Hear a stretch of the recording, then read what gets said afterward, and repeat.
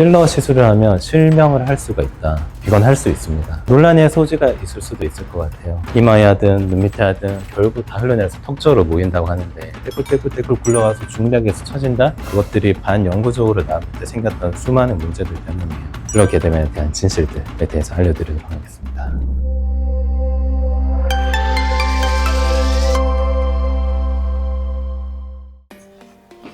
여러분, 오늘은 무거운 얘기를 해드리려고 하는데 수많은 그 필러 괴담들에 대해서 11년간의 경험을 토대로 제가 나름 조사하고 공부한 논문을 토대로 말씀을 드리려고 합니다. 논란의 소지가 있을 수도 있을 것 같아요. 조금 토론의 장이 되어도 좋을 것 같습니다.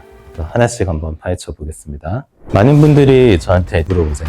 원장님, 필러 시술하고 나서 이마에 하든 눈 밑에 하든 결국 다 흘러내려서 턱쪽으로 모인다고 하는데 시술해도 되나요? 이 괴담이야말로 정말로 잘못된 괴담이죠. 필러는 서로 뭉치는 성질도 있고 코이즌이라고 합니다. 그리고 어드히즌이라고 해서 주변 조직과 붙는 성질도 있어요. 분명히 절대로 100% 필러가 이동할 수 없느냐? 그럼 그건 아닙니다. 이동할 수는 있어요. 조금씩 내가 넣은 곳에서 아주 약간씩은 이동할 수가 있고, 뭐 관자 같은 경우에 어떤 터널 같은 좀 빈 공간들이 있어서 그 공간을 통해서 약간 흘러내린다, 이런 얘기도 있기는 합니다. 하지만 여기 넣은 게 이까지, 여기 넣은 게 이까지 이렇게 갈 수는 없어요. 왜냐하면 아까 말씀드린 대로 그 조직과 붙는 성질이 있기 때문에 그 모든 붙는 성질을 이겨내고 떼굴떼굴 굴러가서 중력에서 처진다? 이거는 불가능한 이야기고요. 또한 필러는 결국에 녹아서 사라지기 때문에 만약에 흘러내린다고 하더라도 흘러내릴 때까지 그 시간 동안 이미 필러는 사라지고 없습니다. 그거는 제가 들었던 말 중에 제일 좀 황당무계한 말 중에 하나였어요. 불가능한 얘기니까 고민하지 마시고 무서워하지 마시고 필러 시술 고민이 있다면 해결하시는 거를 더 권해드립니다. 그러면 그렇게 물어보실 수 있겠죠. 필러는 그러면 결국 죽을 때까지 남아있는 게 아니냐? 그렇지도 않습니다. 과거에는 반영구 필러라는 것들이 있었고 지금도 일부 있긴 하지만 그것들을 안 쓰는 이유는 그것들이 반영구적으로 남을 때 생겼던 수많은 문제들 때문이에요. 저한테 그런 유튜브 댓글도 있었어요. 의사들이 반영구 필러를 안 쓰는 이유는 계속해서 돈을 벌어야 되기 때문에 그런 거 아니냐. 그런 게 아니라 그냥 시장에서 퇴출된 겁니다. 왜냐하면 그 수많은 문제들 때문에 더 이상 쓸 수가 없었어요. 전 세계적으로 필러는 히알루론산을 가장 많이 사용을 합니다. 히알루론산 필러의 최대 장점은 원할 때 녹일 수 있다는 겁니다. 그런데 절대 남는 게 없느냐? 그럼 그렇지는 않습니다. 그 히알루론산을 그냥 놔두면 그냥 물에 가까워요. 형태를 갖추게 하려면 일종의 연결들을 해줘야 되거든요. 교차결합. 그럴 때 열과 압력을 쓰기도 하고 BDD라는 화학 물질을 쓰기도 합니다. 분자 단위의 화학 물질들이 조금은 남아있겠죠. 근데 이건 정말 분자 단위의 물질이라서 남아서 어떤 문제를 일으키거나 하진 않으니까 그거 자체를 고민하시는 거는 구더기 무서워서 장못 당긴 거랑 똑같거든요. 아주 사소한 그 문제 때문에 내 고민을 해결을 못한다면 그게 더 불행한 일이겠죠. 필러 시술을 하면 실명을 할 수가 있다. 이건 할 수 있습니다. 할 수가 있는데 모든 부위가 그런 건 아니고요. 우리 의사들은 이제 해부를 공부하고 혈관을 공부해서 시술 테크닉적으로 그런 위험한 부위를 피하면서 안전하게 시술을 하는 거죠.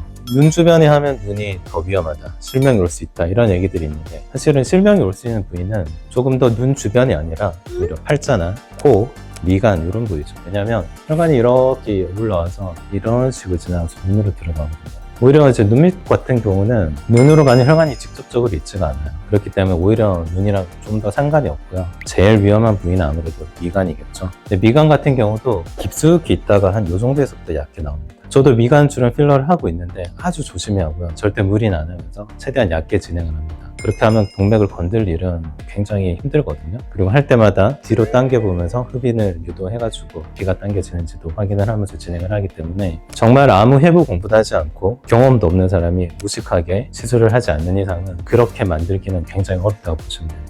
또 이런 얘기도 있었어요. 제가 들었던 말 중에 또 무서운 얘기가 결국 필러는 주름이 깊은 곳으로 막 이동을 해서 주름을 더 깊게 만든다. 마치 의지를 가지고 행동하는 것처럼 말씀하셔서 제가 너무 놀랐던 기억이 있는데 이런 얘기는 많지는 않아요. 제가 들었던 얘기 중에서 조금 적은 편이긴 하지만 분명히 들어본 이야기고 이전에 말씀드렸던 것처럼 필러들이 이동하기는 굉장히 힘들고요. 그렇기 때문에 주름을 더 깊게 만들 수는 없어요.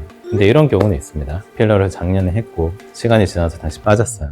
내가 이 정도는 안 꺼져 있었는데 이런 경우들이 있습니다. 나의 비포 모습을 까먹으셔서 그리고 만약에 유지가 오래돼서 시간이 꽤 지났다 그러면 그동안 또 탄력이 떨어져서 꺼지는 부분도 있었을 거잖아요. 그거를 마치 필러 때문에 더 꺼졌다라고 생각하시는 경우가 많은데 그럴 때 비포 사진을 확인해 보면 원래 모습대로 돌아간 경우입니다. 그렇기 때문에 필러가 주름을 더 유발하거나 꺼짐을 더 유발하지는 않아요. 그것도 정말 잘못된 상식이니까 너무 그런 말에 개념치 않았으면 좋겠습니다.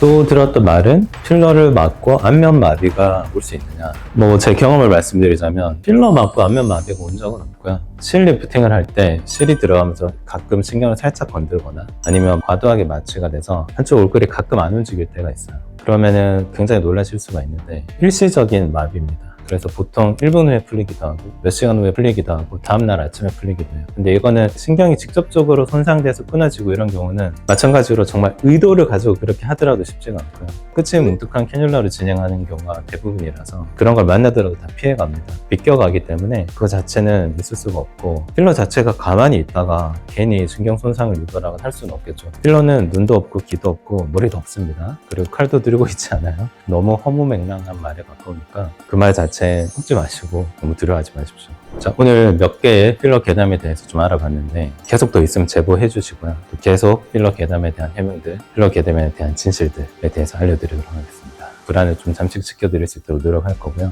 앞으로 다른 시리즈도 기대해 주세요.